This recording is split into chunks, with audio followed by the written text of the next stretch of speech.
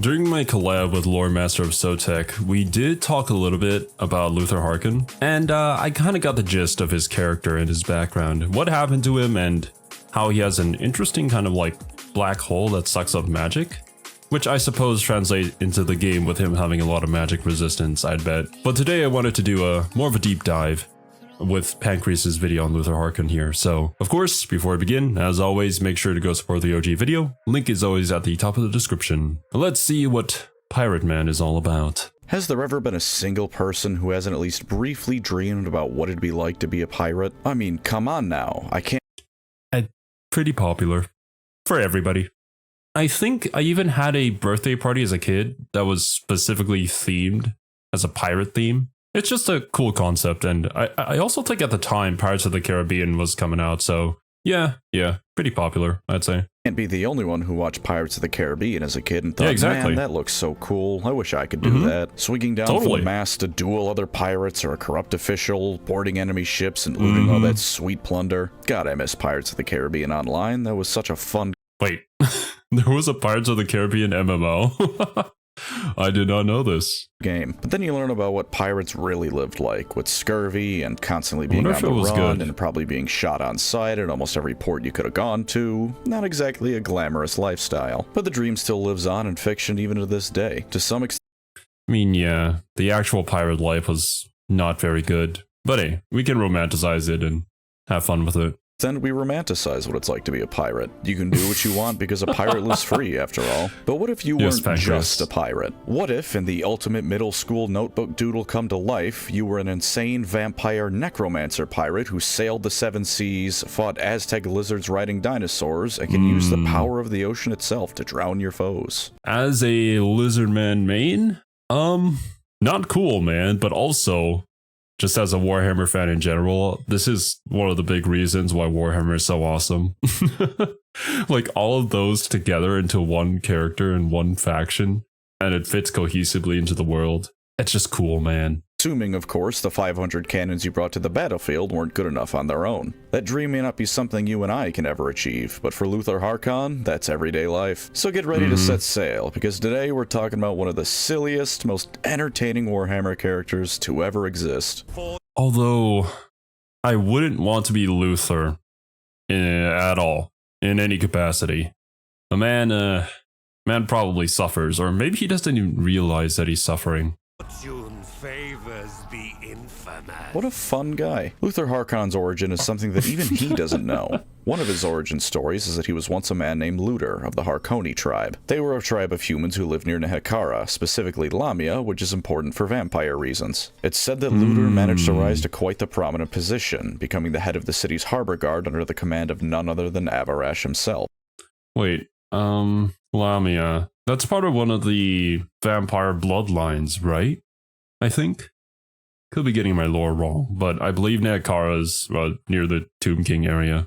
Aside from the fact his name is basically the same, I mean Luthor is just Luthor with the H-O taken out, Lamia is where all the vampire nonsense started in Warhammer Fantasy. Incidentally, if this origin is true, it means that Luthor is not only a vampire, but one of the first and potentially a blood dragon given a subordinate status to Avarash. In this version, he traveled with Avarash for... Okay, the blood dragons are an actual bloodline, pretty sure, because we talked about this during the stream with Sotek. And we talked about so many things, so I'm a little bit hazy on the lore, but I think like undead and like necromancy and death magic in general was kind of created there. However, the vampire magic stuff is kind of like a, I don't know what the right word here is, a softer version of like the original magic of what it used to be. Because, you know, Nagash is just that guy. A while and likely helped defend Lamia when the living besieged it, but beyond that, there really isn't too much to say on the matter. Of course, there's also the possibility that he was originally a mortal necromancer from the eastern portions of the Empire. This also tracks in a few different ways, chiefly among them being the fact that on the Vampire Coast where he's most prominent, there's a city called New Beckefin. Beckefin is a city from Ostermark where theoretically Luthor once resided as a mortal. Also as evidence is the fact that the eastern portions of the Empire are where the undead usually cause problems.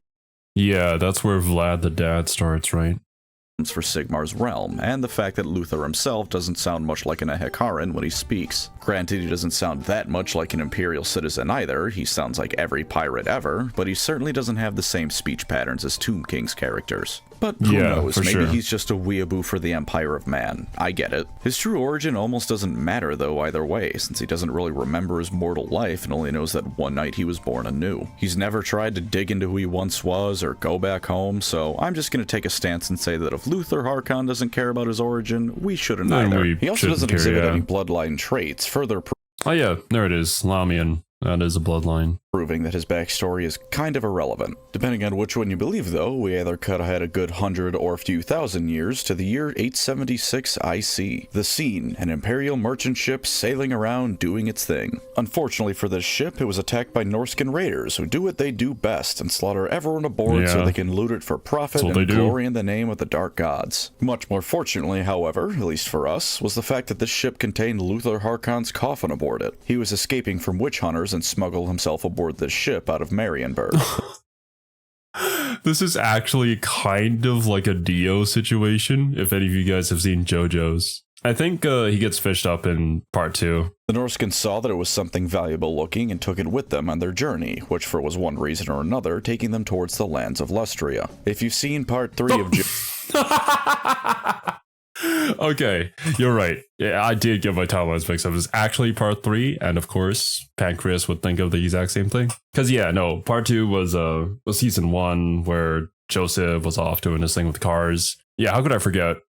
JoJo, it's honestly just the beginning of that, because Luthor eventually awoke from his coffin, having either gotten himself out or been rudely interrupted by the Norskins, and by the time he reached Lustria, the entire crew had been turned into his undead puppets and minions. Now normally, this would be the end of the story. I mean, sure, the specifics are a bit unique, but a vampire waking up and zombifying a whole bunch of people is nothing new in Warhammer. In Sterling, that's called Tuesday. But despite what would eventually happen to him, Luthor Harkon is apparently the luckiest bastard in all of Warhammer, short of Caiaphas Cain, because the exact spot he ended up staking his claim in Lustria, what would become known as the Vampire Coast because of his shenanigans, was geographically perfect for his needs. The Great Ocean, aka the Atlantic Ocean but with a donut in it, has ocean currents and whatnot like all oceans do. Stay with me on this 5th grade geography lesson, I promise. Oh, wait. Luthor starts... I don't remember where Luthor starts. I think he starts in like some sort of ship graveyard or something. Could be wrong, but I feel like that's the right place. Haven't played as Luthor yet in Warhammer 3. It's important. Even in our own world, sailing when we only had wooden ships was oftentimes more art than science. Add in the fact this is Warhammer and doing literally anything has a significant fatality rate, and you get a whole lot of dead sailors and shipwrecked vessels. The Vampire Coast region of Lustria not only is incredibly hard to navigate safely, but ocean currents also bring an inordinate amount of these wrecks and bodies directly towards it. Luthor Harkon, through sheer accidental circumstances, landed on the one site in Lustria, maybe the whole planet, where bodies will just come to him. So because he washed ashore on the mother of all corpse deposits that refills itself, he just developed his undead army without really needing to put real effort into it. No, sure, he put effort in raising the dead, you have to do that, but most necromancers and vampires need to either quietly dig through crypts and graveyards or kill a whole lot of people first before they get their army. Not Luthor. He just waits for the next batch of unlucky souls to drown, and when they wash up, he gets free zombies. Every now and then, because he is also a pirate, remember, he expedites the process a little bit by sinking the ships that come too close. That's actually where the name comes from. High Elven sailors named the area the Vampire Coast, both because of Luthor Harkon and because of the general undead spooky vibes it gives off. Sirens wailing and bringing sailors to their doom, mist blocking people's sight and forcing them aground where the undead wait to bring them into watery graves. Really, even if natural ocean currents didn't do you in already, going near the Vampire Coast is a great way to get yourself killed. He even went through the effort of clearing away the jungle at the point where 5 smaller rivers meet the sea to give the illusion of a safe haven for ships to temporarily ground themselves at. It's an illusion because the moment they land, they find out each of them has both a fort waiting to gun them down, as well as swamp monsters that are just there because Lustria is a miniature Katakan, now guaranteed to have a military for base. Katakan being the jungle planet in 40k, right? And yeah, Lustria is not a good place to live unless if you're a native there. Basically eternity, Luthor Harkon decided some empire building would suit him quite nicely. He based it off the Empire of Man, naturally, giving us another point in favor of him originally being from the Empire. Of course, to run an empire, you need slightly more than undead zombies. Zombies are all well and good for the army, and Luthors are even just a little bit smarter than the normal zombies of Warhammer, but you need someone who can count to at least 100 to run things at a governmental level. Yeah. I think Luthor's zombies are a bit different from the other ones because the other ones are just mindless corpses. But the fact that Luthor's zombies can actually like hold a gun kind of increases their usefulness by quite a bit. They might not shoot their target, but if there's enough of them, one bullet's gonna hit. So he divided his realm into 6 districts, one based on each of those 5 rivers, and the 6th and main one based around New Beckafin in the area known as the Blood Swamps. Each of them is run by a trusted vampire or ghoul, with trusted meaning they know full well that if they betray Luthor, they're going to... Apologies if you hear that in the background. There seems to be a thunderstorm approaching. Explode. He crowned himself emperor, made a throne out of bones held up by zombies, and then decided he was going to be a pain in the ass of the lizardmen for all time. Sometimes instead of emperor, he just calls himself the Pirate King or Arch-Commodore or something equally goofy. Oh, no, wait, of course. Oh, I'm so stupid. Yeah, no, even in Warhammer 3 he starts on the east side of Lustria. I just remembered. Oh, then who starts to the south of... the donut. I think it's the other Vampire Coast legendary lord.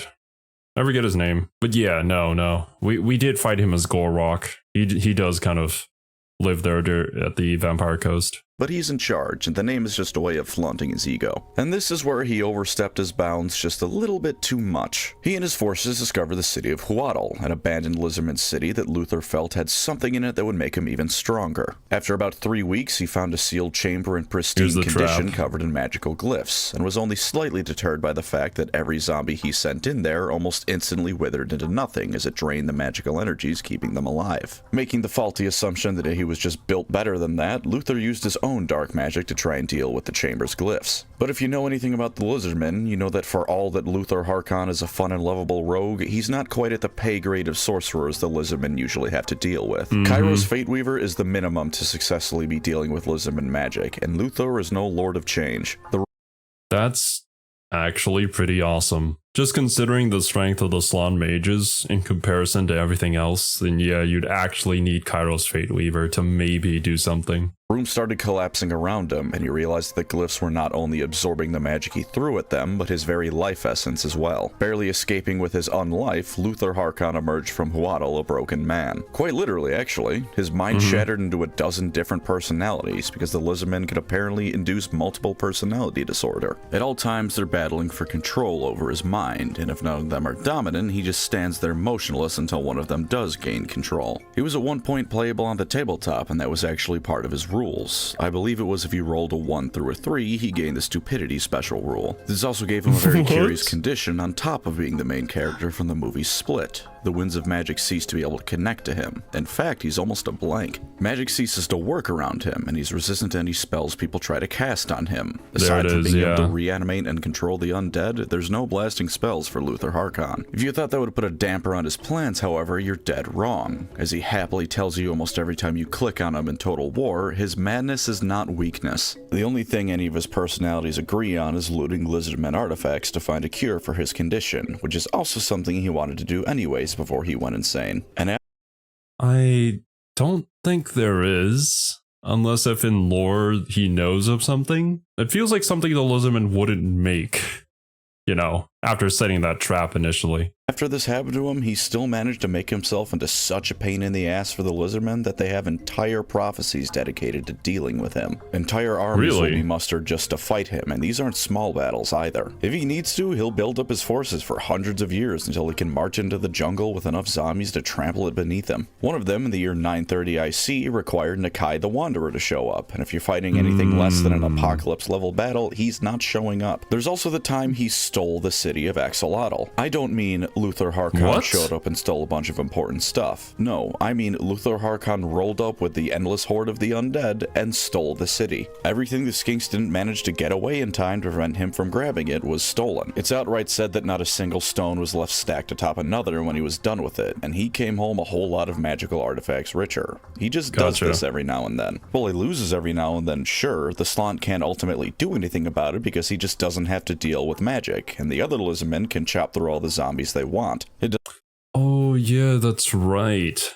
So it does kind of make him a bit of a natural enemy in a way to the lizardmen, because the Slan mages can't just magic him out of the country. Or, you know, just like move a mountain on top of him.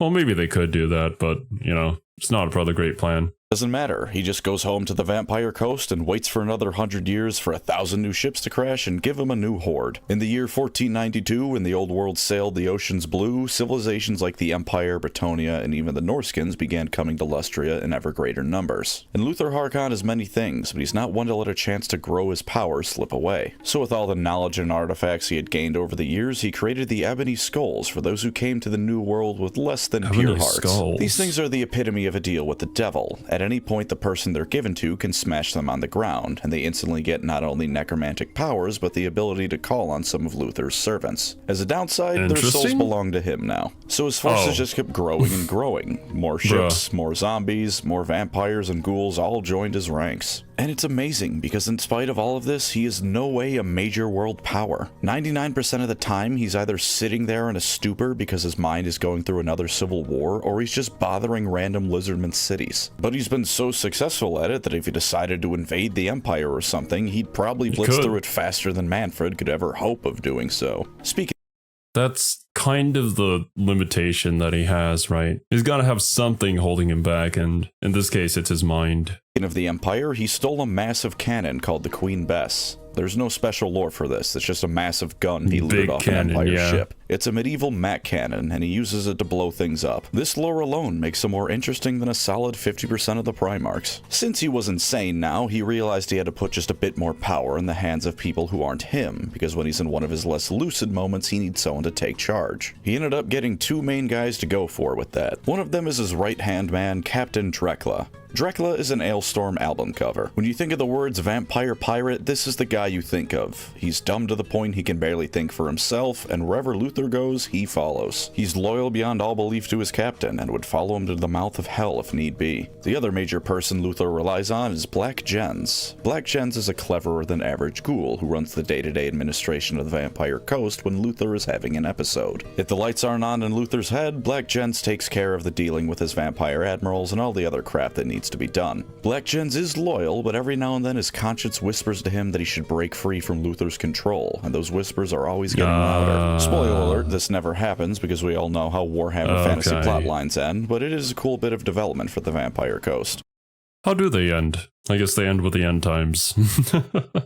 In 2471, close to modern Warhammer fantasy and 1 year after the birth of our Lord and Savior Karl Franz, he and Morathi briefly worked together against the Lizardmen to steal more of their stuff. Luthor was a bit too greedy though, and unfortunately was too insane to understand that being able to work with Morathi is its own reward, so he argued just a bit too hard for a greater share of the loot. He is still a little bit of bias from Pancreas. Still a pirate, though, to be fair. You can't blame him that much for it. Morathi locked him in one of the treasure vaults for her part, which doesn't seem to have actually amounted to anything because he shows up later. In fact, end times now. Luthor, for his part, has both great moments to shine, as well as what's tied for the most infuriating end to a character during the end times. He shares a very similar fate with a character who dies at the very end of the end times, in fact, for a bit of a spoiler, but we'll get to that soon enough. When Nagash comes back, Luthor pledges his services to him and becomes the Mortarch of the Abyss. Maybe he did it because he saw the writing on the wall and knew that any undead not serving Nagash was going to die an abrupt death. Maybe he thought Nagash could cure him of his condition. Or maybe he was just bored. Luthor Harkon is like an orc. Him doing something because he wants to is a perfectly valid reason. He's an insane vampire pirate. He does what he wants, and damn what do you think about it. Nagash looked at his massive fleet of ships from every era of history and ordered him to destroy the Tomb King's fleet of Zandri. For anyone else, or even any other faction, this would be a massive undertaking that would almost certainly not be worth the effort. For Luthor Harkon, a man who had spent almost 2,000 years being a pirate and building up his fleet, this was a walk in the park. At the Mortis Delta, where the river Vitae flows into the sea, he crashed his forces into the banks. He lost an entire third of his fleet on the reefs of the shore, and it just didn't matter. A third of infinity gone still leaves infinity left. The Tomb King leading Khemri's navy, King Kalhazar, patiently waited for the catapults he had on hand to tear Luthor's navy apart. But even as the battle between the two navies raged, all of Luthor's ships that had crashed, been sunk or destroyed since the start of the battle were still a problem, because they were filled with zombies. You know how in World War Z, the book, not the movie, zombies could wash across the ocean and start an outbreak that way? That happened. Guided by Drekla, they washed up alongside their vampire commanders, and all poor Kalazar saw was flashes of dark magic and shambling corpses walking up and down the bank. To make matters worse for the Tomb King defenders, Luthor had taken a bunch of salamander bladders to use as makeshift flamethrowers. The Queen Bess was also present, blowing things up as it does. Mac round salamander bladders? Or maybe this is in reference to the salamander units that the lizardmen have, and then you like cut them open and use whatever organ they have to create their fireballs and stuff. I mean, that does make a lot of sense considering how much the lizardmen that he fights. In fact, were deployed in atmosphere. This was far and away the largest naval battle in Warhammer's history, and while Luthor's fleet was vastly reduced in size, the zombies made it ashore and Hekara's fleet was no more. Luthor even rewarded Drekla with Kalhazar's head as a gift for his excellent service in destroying the Screaming Skull catapults on the shore. Let it never be said that Luthor doesn't treat his crew right. For reference, by the way, even after all of this, he still had 150 ships left over that were properly seaworthy. He had quite the hoarding problem. With the Tomb King's navy destroyed, Luthor decided he might as well plunder Zandri while he was there. He sent Drekla out first, and Drekla had the tremendous misfortune of coming upon Manfred von Karstein, who was running away from Zandri's main army. Well, Manfred also starts there, so that makes sense. Drekla and Manfred asked Luthor to get in the fight, which he did, but in his own way. Instead of joining them directly in battle, he got it in his mind that if he killed the Hierophant of the army, the rest of the Tomb Kings would crumble. So he gathered a whole bunch of Holo Bass, grew bat wings himself because apparently he can just do that, and he just jumped the Hierophant with a bunch of bats. I would like to retract my earlier statement. Luthor Harkon is more interesting than every Primarch's lore. This unfortunately didn't kill the army outright, but the Tomb Kings stopped respawning after that, so it still led to a victory. After that, they went to Khemri to join the main battle. They were a bit late because every step of the way Luthor would halt the entire force to ransack Tomb King structures for loot, which pissed Manfred off, but Luthor will not be denied his pirate booty. They helped cover the flank of the main force from the Tomb King reinforcements when they got there. Honestly, not too much to tell. After that, it's off to Sylvania. Nagash needed people defending his ritual to become death, so he called every undead back to the province. Luthor and Manfred were once again working together, although working together is putting it very generously. Manfred hated Luthor, and Luthor wasn't exactly Manfred's #1 fan either. Between a shrine to Sigmar and an inn known as the Dead and Buried, side note by the way, some bartender in Sylvania had a great sense of humor with that. You're right. Okay, let me guess. Manfred stabs him because we had alluded to Gelt's end before. And with Manfred kind of being that character that is supposed to betray people, then I'm going to guess this is what happens. Name, Manfred and his forces did battle with Nurgle demons led by possessed Isabella von Karstein. Also someone known as the Nameless, or Drakenfels if you're an older fantasy fan, but who cares about him? All he did was mix some zombies in with the Nurgle demons, don't worry about him. Manfred held the brunt of the forces at bay, and once he fully committed to fighting the demons, Harkon's own force attacked from the flank. Now on paper, this might seem like all is well and good for the undead. Do remember, however, that Luthor is not much of a mage. He's not a mage at all, in fact, and while he can still resurrect corpses, he's not quite as good at it as someone like Manfred. So his forces weren't as effective at this point, especially because Sylvania is a landlocked province and he can't just rely on the Queen Bess blowing people up from offshore. Beasts of Nurgle kept plowing into Luthor's lines, making things even worse for the pirate. For his part, he had one of the angrier personalities take over and he charged headfirst into the fray. Do you know how Manfred reacted to this? Guess, viewer, what do you think Manfred did in response to seeing an ally? He retreated. He let Luthor die. Of his start fighting. Did you say weaken the bindings keeping Luthor's army together? Because if you did, you're right. While they're even worse, he didn't even retreat.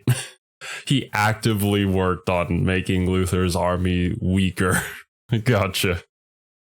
God damn it, Manfred. for fighting demons, no less. This let some of the beasts of Nurgle pounce on Luthor, which wasn't enough to kill him, but it was still a colossal dick move. Manfred then retreated to the Dead and Buried Inn, murdering one of Luthor's vampire admirals to heal his dread abyssal mount. Luthor had slipped in unnoticed while Manfred did this and nearly slit his throat with his cutlass, but Vlad showed up with reinforcements and just barely managed to calm everyone down. Luthor was glad Vlad had showed up to take care of Manfred and was privately happy for it, because even though he really wanted to kill Manfred, he knew Manfred's a slippery little bastard and would probably find a way to turn the tables. Or I was misreading what happened and he didn't want to piss off Vlad by killing Manfred. That one. I mean, let somebody more capable handle the guy. It's not your problem, Luthor. Just deal with your crew. One sounds a lot cooler, so let's go with that. Theoretically choosing to help Manfred defend the courtyard of the inn, Luthor and Dracula stood at the opposite side of it to be as far from the slimy weasel as possible. Once the fighting resumed, Luthor was all over the place. He not only flew back into proper madness, but it was so bad that he was either speaking in pirate speak or was just completely unintelligible. He'd be swinging left and right, butchering zombies and unclean ones, constantly going, yar, avast. Dracula had to keep yanking him back to prevent him from jumping into the horde, and at this point, I'm fully confident Luthor's mind was actually put back together briefly, and every personality just wanted to kill. A great unclean one burst through the lines and started smashing what was left of the undead forces, and Luthor simply looked at it and tried to 1v1 it. Dracula pulled him out of the great unclean one's way and saved his life one last time at the cost of his own, being smashed flat by the demon's weapon. Everyone, pour out your finest of ales for Dracula. May we all be so lucky to have a first mate as dedicated as he. Manfred, for his part, jumped at the opportunity given and helped finish off the great unclean one, sealing its essence to fully heal his mount so he can make a break for it. Having gone back to being as sane as he possibly can, Luthor also went to join Manfred on his steed to get out. But unfortunately, everyone, Luthor Harkon made the greatest mistake a Warhammer character could ever make, trusting Manfred to not be the absolute worst. And so, because Manfred von Karstein is Manfred von Karstein and cannot do anything without being the single greatest dickhead in the franchise, eclipsing even Erebus by a factor of 10, Manfred got Luthor killed. Luthor had grabbed onto Manfred's mount, and Manfred cut his arm off at the elbow, so Luthor plunged back into the mass of plague bearers and zombies. Thank you, Manfred. What reason did he have for doing this? Oh, he just didn't much like Luthor Harkon, wasn't a fan, didn't like the cut of his jib. Also, no, I don't know why Luthor didn't sprout bat wings again and fly away. End times. Down an arm, his army, and first mate, and now with a broken leg from the fall, you would think that Luthor Harkon would die now. And okay. Well, for any of you guys who know a bit more detail about the end times and maybe this particular story, let me know if there's more nuance to Manfred's actions here. Because, yeah, for the most part, Manfred's not winning any points in my books. Probably for a very good reason. While his end is soon, it doesn't come from the infinite horde around him, because all he does is get somehow even angrier, like Angron levels of sheer unrelenting rage, and starts swearing at every single being that approaches him to finish what Manfred started. A zombie takes a swing at him, it dies. A plague bearer walks up, it dies. Dozens of plague bearers all at once? Congratulations, Nurgle, a whole bunch of your demons are showing back up to your garden a little bit earlier than they were supposed to. He's swearing like a pirate, he's cutting things up left and right, making Davy Jones and Manon and whatever ocean being you can imagine weep tears of pure joy when finally at last Isabella shows up. She disarms him, again very literally, and gets this is Nurgle corrupted Isabella, right? A bunch of plague bearers to hold him down. She whispers some wheat nothings to him, and he melts into soup. Despite him supposedly being immune to magic, that was the end of Luthor Harkon. On paper. Wait, what? Yeah, right. What exactly happened there? Manipulated by magic somehow, even though he was immune to it? Don't know. It took an endless horde of demons to finally bring the Pirate King down. But in reality, he just got Manfred von Karstein. Thank you, Manfred. Very cool, Manfred. I hope your genitals explode, Manfred. But thankfully, Creative Assembly came through where GW failed. Because while Luthor Harkon and his vampire zombie pirates were briefly playable on the tabletop, Total War has given them unlife like never before. Yes. They have a theme song now. So for fun, let's end on Do or Don't Luthor Harkon for Total War. And I'm gonna be honest, this will be the shortest lore positive section ever, but not. I mean, the Necrophix Colossus is such a cool unit to have. And honestly, the theme song for Vampire Coast as well is just so good, with the sea shanties as well. because I think he doesn't have a lot of things going for him. He has solid goals that are very achievable, because stealing Lizardman stuff and loot in general is really all he wants. He's a pretty powerful character in lore who keeps on kicking, both because of his inherent anti-magical ability, because he's a vampire pirate king, and because he's the luckiest man on the planet who gets entire armies delivered for free due to the ocean. But you know what? His ultimate lore positive is that he is a vampire pirate emperor. And if the words vampire pirate emperor don't instantly sell you on this character's lore, I don't want to talk to you. There's nothing I can say that will sell you on Luthor Harkon, and quite frankly, the only thing I want to sell you on is the idea that you need therapy if you don't think that's the coolest shit ever. If vampire pirate emperor doesn't make you want to chug a bottle of rum and start singing sea shanties, you're dead inside. Worse than dead inside, actually, because Luthor's a vampire and he's pretty clearly having fun. So for gameplay positives, let's go over his faction specialty stuff first. Luthor gets a massive diplomatic relations bonus with Ark and the Black, which is quite nice. Not spectacular, granted, but it's a fun nod to the fact that he was a Mortark under Nagash, and Arkin usually sticks around, at least during my campaigns. He gives all lords and embedded heroes 6+ to melee defense, nothing spectacular again, but it's a solid bonus. It's nothing you're going to be writing home about, but it can be the difference between a lord clutching out a win and going home in a body bag. I mean, yeah, true. Also, don't really know about the followers of Nagash surviving. In my campaigns, they usually get absolutely destroyed. And one of his skills you can unlock gives you +1 to both capacity and recruit rank of vampire fleet captains, which isn't great, but it's there. It helps. Yeah. For in-battle gameplay, he's certainly got some more positives. His army automatically gets 25% spell resistance, so if you happen to be fighting the siege or a slum, you can safely tell them to get bent. He also gives an additional 3 points to vampire corruption in a province per turn. Very nice, considering you very much need that. And when fighting Lizardmen, you get +8 leadership on all your units. Do as Luthor does, and go steal Lizardman shit. You can also get Drekla as a follower, unfortunately not a legendary hero, but he does buff your army, so he's still hanging around giving his captain his support. His unique skills, in all honesty, aren't super interesting, but they are the sort of thing that makes a solid and reliable army and character. His skills can give him Frenzy, increase his melee defense and armor, lower his army's upkeep by 10%, and not only give himself exploding ammunition, but also increase the missile strength of zombie gunnery units. Only by 8%, which might sound rather underwhelming, especially considering that a lot of those gunnery units are rather low tier. But remember, when you're playing the Vampire Coast, you weren't really playing Total Warhammer 3, you're playing Empire Total War 2. Complete with naval battles, only this time the ships are so eager that they walk onto the land themselves to get in on the fun. Yeah. These low tier units, especially when buffed, are a ranged hellscape for your enemy, and Luthor makes them stronger. And to top it off, he gets a dragon mount at level 18. A Deathstreak Terrorgeist if you want to be technical about it, but come on, it's a dragon. Mounted on it, Luthor can turn infantry blobs into slurry, turn weaker characters into slurry, and if there's anyone that could potentially give him trouble in melee, he can just fly away and shoot at them with a gun. In terms of being super ultra competitive, I'm not going to speak on how well he is. In terms of just playing single player, once you level up Mr. Harkon, he's going to be killing most things you throw him at. You can also restore him to lucidity and give him access to the lore of the deep as the game goes on. Wait. United Mind? You can... This is part of like his quest battle thing? I mean, Lore of the Deep sounds fun. This turns someone who's already pretty great at ranged and melee combat into a wizard who can cast one of the most damage-filled spell lores in the game. He can also summon giant crabs with it, as well as slightly buff range units with a spell. To put it bluntly, he turns into a monster. Unfortunately, his dialogue and animations don't change, so he still looks and sounds insane, but I like to imagine that from that point on, he's just doing it to mess with people. For his I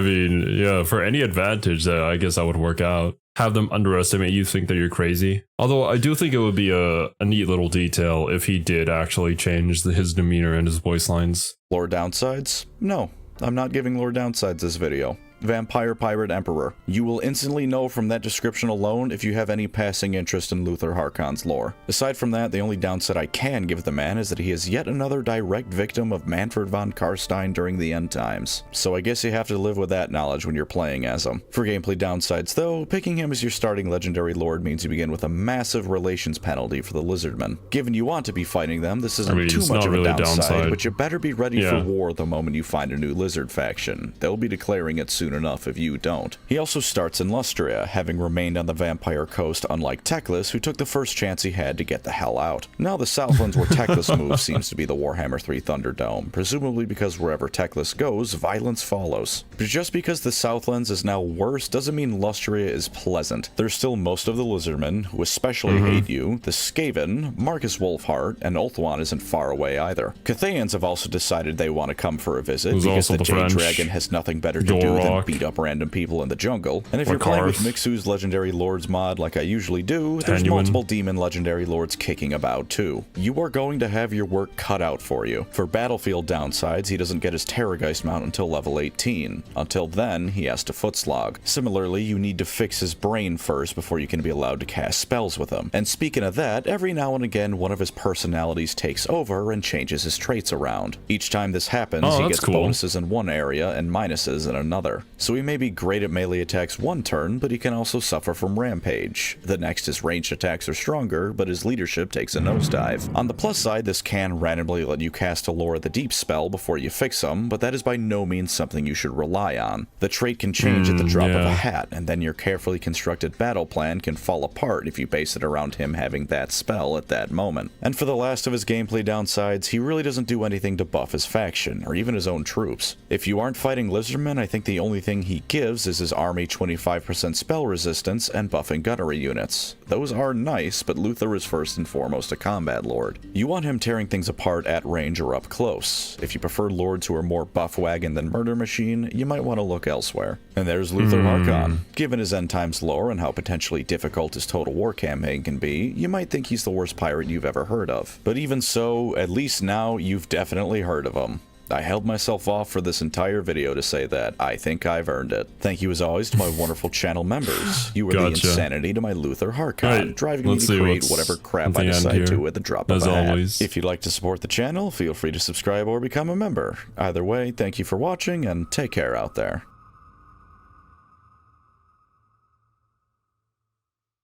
Please, CA, just add the shanty to the game. I will pay for it at this point. Make it a music pack or something. Just record a couple more and sell it for 15 bucks. I can't believe it's still not in the game. I think that was a main complaint when I watched Mandalore's video about it. That in the trailer, it's such a cool song, but like, do we still not get it in the game? In battle? On the campaign map for Luthor? Promise you people would buy it. Yeah, they'll absolutely complain, but if you think that most Warhammer fans won't spend the money to add sea shanties to the game, you're more insane than Harkon is. Considering how expensive the miniatures can be, yeah, it's probably right.